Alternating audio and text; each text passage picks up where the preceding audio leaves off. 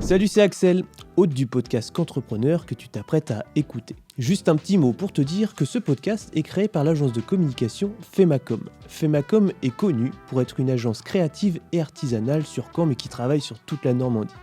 On peut superviser ton alternant, on peut créer une vidéo institutionnelle, on peut gérer tes réseaux sociaux, on peut créer ton podcast, on peut tout faire. Le tout, c'est de se rencontrer, donc il faut passer le pas. Si jamais tu es intéressé par nos services, n'hésite pas à nous envoyer un petit message sur nos réseaux sociaux ou bien un mail à axel@femacom.fr.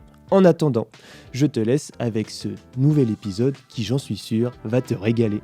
Mesdames, messieurs, bonjour. On se retrouve aujourd'hui pour un nouvel épisode de Qu'entrepreneur, un épisode encore un peu spécial puisque nous sommes au Festival des entrepreneurs organisé par la Chambre des commerces et d'industrie. Et aujourd'hui, nous sommes avec Alexis Michel et Luc Pallavicino. Les gars, bonjour. Bonjour. Salut. On parle de vous depuis un petit moment, mine de rien. On parlait de vous déjà quand vous étiez chez YouSign. Un petit peu comme Quentin, on m'en parle énormément. Je vous vois passer tellement partout que je me suis dit que c'était pas du tout pour vous intéressant de vous inviter à faire quoi que ce soit. Ça reste un petit podcast local, etc. Je vous ai vu dans Génération Do It Yourself, je vous ai vu là plus récemment dans le podcast de la région, etc. Mais dans le cadre de la CCI, pour un petit podcast de 20 minutes, je me suis dit allez, on y va. Je pense que ça peut être intéressant pour vous de mettre en avant YouSwitch. Je suis très intéressant. Je sais que je suis très intéressant. Je suis très content de vous recevoir aujourd'hui pour un épisode du coup très court, 20 minutes. On va balayer un petit peu tous les sujets. On n'ira jamais en profondeur. C'est peut-être la problématique d'un podcast aussi rapide. Ça fait partie du jeu. Mais la première question, qui est quand même, mine de rien, la plus compliquée et qui peut prendre un petit moment, c'est présentez-vous, vous êtes qui les gars ? Vous pouvez commencer par qui vous voulez. Alexis, vas-y si tu veux. Ok, je m'appelle Alexis, je suis entrepreneur. Avant ça, j'étais directeur marketing chez YouSign. C'est comme ça que j'ai fait la connaissance de Luc et que j'ai bossé avec lui pendant presque 10 ans.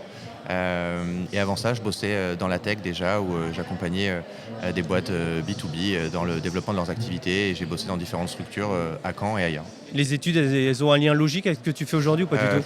Moi, j'ai fait des études d'économie et de gestion, donc oui, quelque part, ça a un lien. Et puis, j'ai fait une spé entrepreneuriat à la fin, donc en fait, ça se rejoint bien. Ouais. Ok, très bien. Et toi ? Donc moi, je vais le faire dans l'ordre chronologique. Études à l'Annecy Caen. Okay. Projet de fin d'études qui est devenu YouSign, que j'ai créé je l'avais cette histoire. Voilà, avec Antoine Louzet, mon associé, et qu'on a dirigé pendant 10 ans. Et aujourd'hui, on continue l'entrepreneuriat avec Alexis et un troisième associé qui s'appelle aussi Alexis pour créer YouSwitch, donc un startup studio canet. On change pas une équipe qui gagne en gros. Exactement. Ok. Petite famille, vous avez des enfants, vous êtes mariés ? Ouais, marié et une petite fille qui va bientôt avoir 3 ans. Ok. Moi, pas marié, mais un petit garçon qui a 5 ans. Ok, très bien. Moi, je vous propose qu'on enchaîne directement sur YouSwitch, le sujet qui nous intéresse vraiment pour cet épisode, que vous avez lancé très récemment. Ça date de quand ? Au lancement officiel septembre 2024. Donc c'est tout récent. Mais c'était travaillé bien avant quand même ? On a commencé à travailler quelques mois avant, mais pas bien avant, quelques mois, je dirais, depuis le mois d'avril 2024. Et on s'est lancé à 100% avec l'équipe autour de nous depuis septembre. Cette idée-là, ce concept-là, vous l'aviez depuis un petit moment en tête quand même, avant de le bosser, même si vous l'avez bossé que quelques mois avant ? Alors pas vraiment. Avec Luc, on avait envie de faire quelque chose dans le climat. On n'avait pas forcément envie de relancer une seule boîte et de refaire un cycle de 10 ans. Ouais. On s'est dit qu'on avait pas mal d'idées, qu'on aimait bien cette période de 0 à 2 ans. Ouais. Il faut tout faire, où il faut mettre beaucoup d'énergie, où il faut travailler très dur pour essayer de faire prendre... il faut que ces boîtes se lancent et prennent vie, quoi. Et on s'est dit que le Startup Studio était un bon format pour faire ça.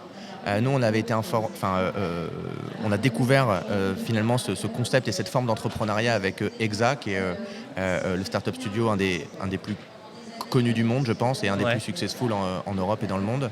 C'est un exemple pour vous ?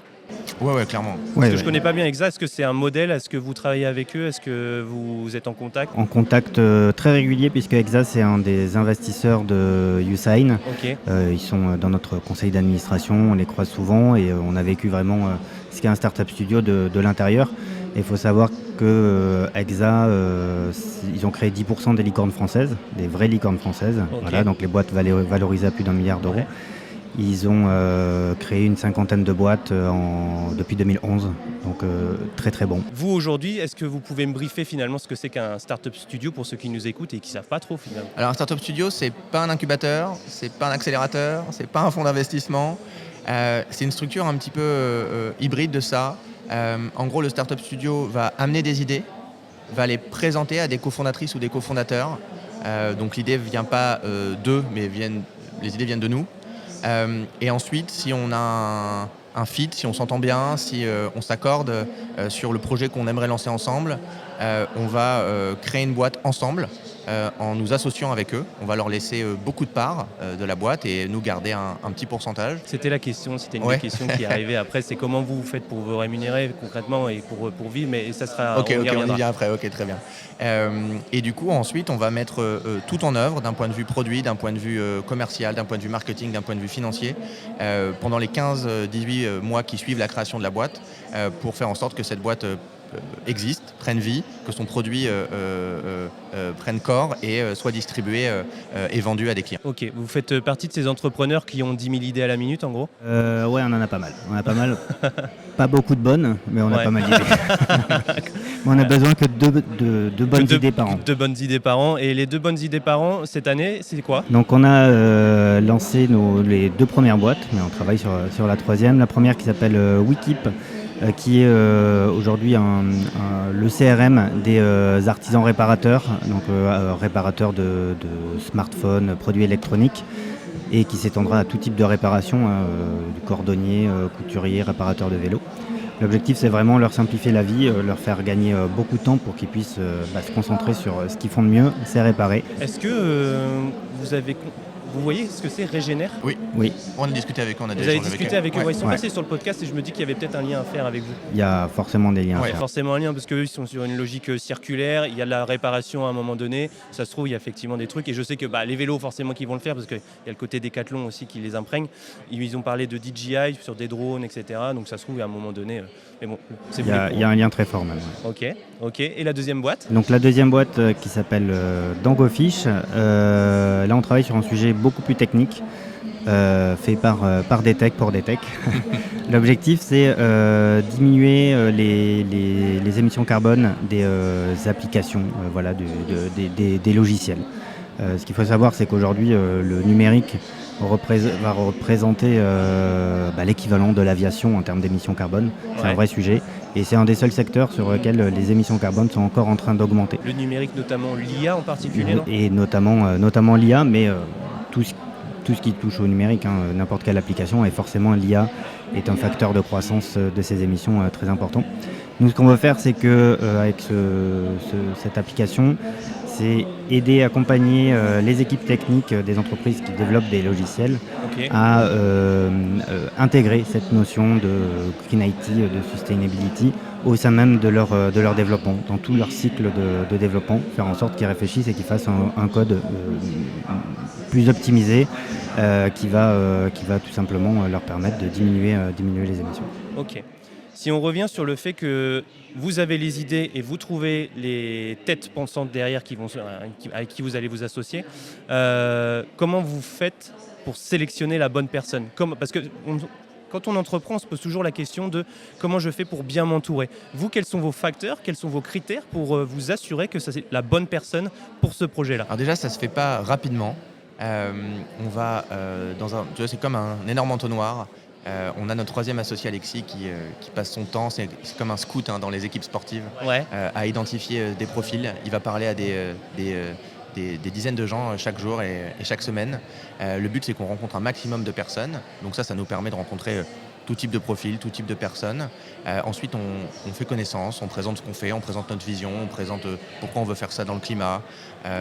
Et on va découvrir en fait ces personnes, comprendre leur parcours, comprendre ce qui les anime, comprendre si cette espèce de flamme de l'entrepreneuriat est présente chez eux ou s'ils ont envie de la cultiver ou de faire quelque chose lié à la création d'entreprise.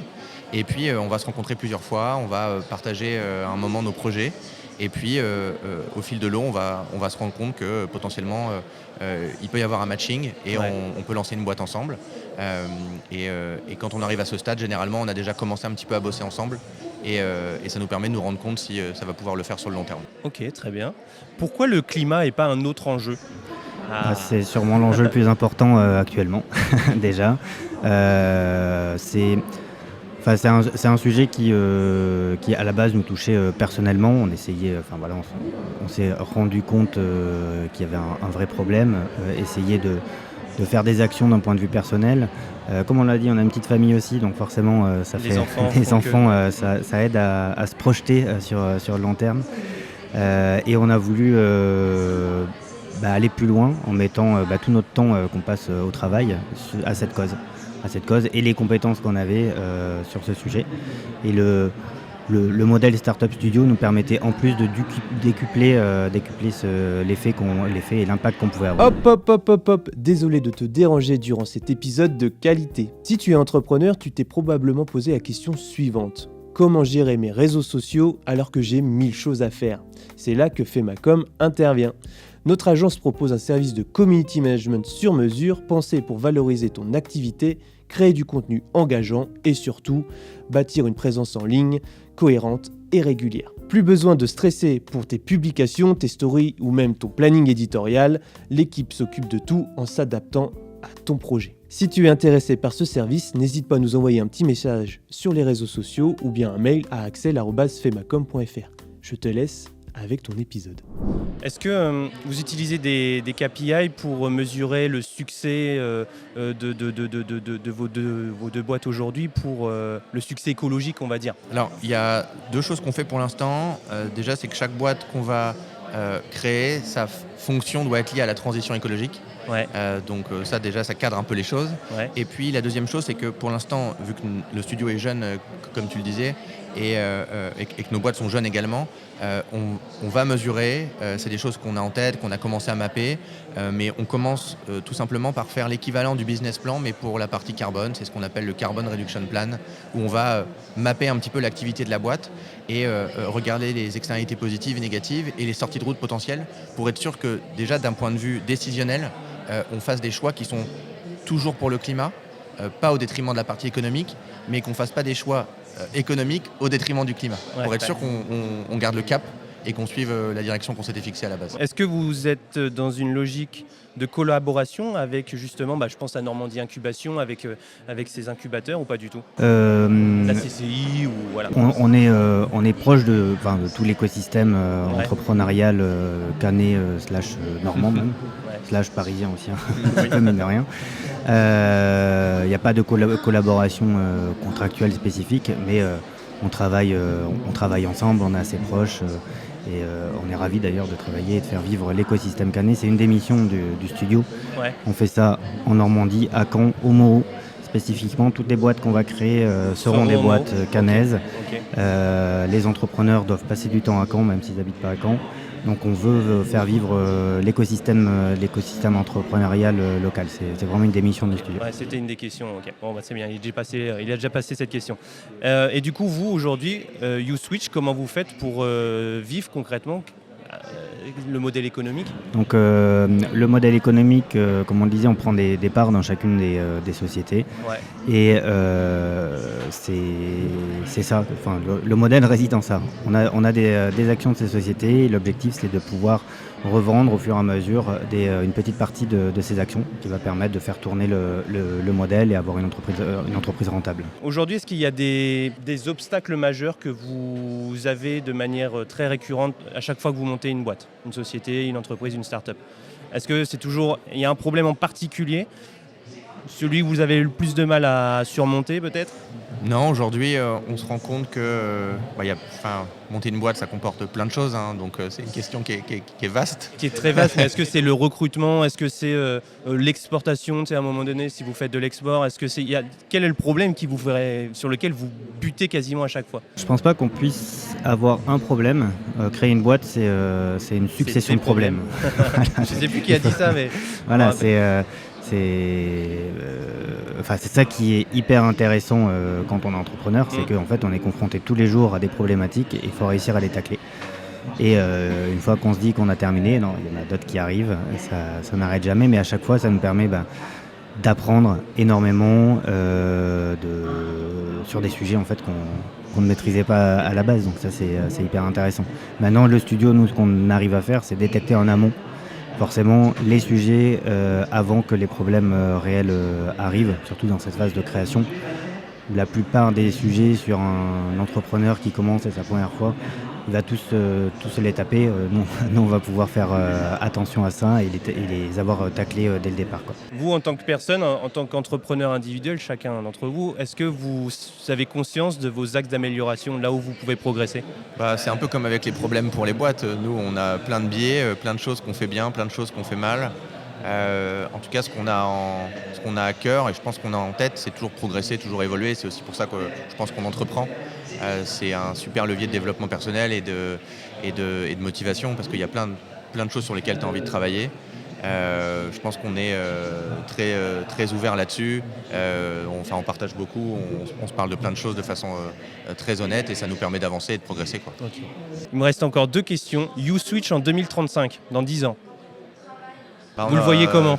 Déjà, on aura créé 20 boîtes. Normalement, ouais. Ouais, 20, peut-être un peu plus. 20. C'est quoi votre ambition pour YouSwitch, en gros, concrètement ? Est-ce que c'est que créer 2 boîtes par an ou est-ce que ça va évoluer, ça va muter un petit peu ? Aujourd'hui, c'est déjà pas mal de créer 2 boîtes par an. Ah, j'imagine, Voilà. attention. On n'a pas. De toute façon, c'est pas un modèle qui est ultra scalable comme développer un logiciel. Ouais. C'est des personnes qui doivent travailler et donner leur temps pour créer des boîtes.